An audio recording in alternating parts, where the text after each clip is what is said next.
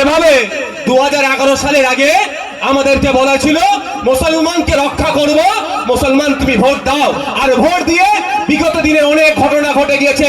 গতকালকে কলকাতার বেহালাতে একটি মুসলিম মহিলা বোরকা পরে গিয়েছিল, ওখানে দাঁড়িয়ে এক ভদ্রলোক বলতে বাধ্য হচ্ছি, রাজনীতি করছি না, নাহলে তো অন্য কিছু বলতাম।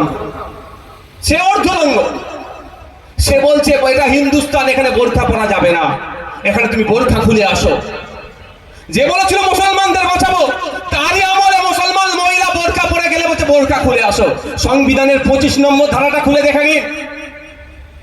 সংবিধানের 25 নম্বর ধারাতে বলা আছে, আমি আমার ধর্মচারণ, আমি আমার রিলিজিয়াস প্র্যাকটিস আমি আমার মতো করে করব। প্রত্যেকটা ধর্মের মানুষকে বলা আছে।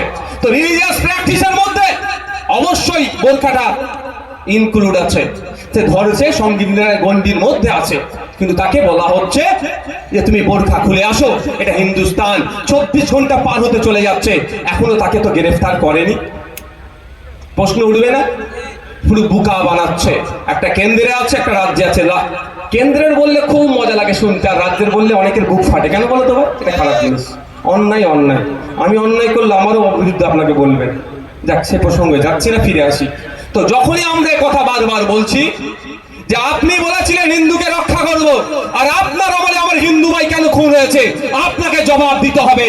এবং এই খুন হয়ে যাওয়ার পিছনে কোন গাদ্দার গুলো আছে, যেই গাদ্দার গুলো ওই জঙ্গি গুলোকে আমার দেশে আসতে সহযোগিতা করলো, আমার হিন্দু ভাইদের খুন করতে সহযোগিতা করলো, সেই গাদ্দার গুলোকে খুঁজে বার করতে হবে, ফাঁসিতে ঝোলাতে হবে।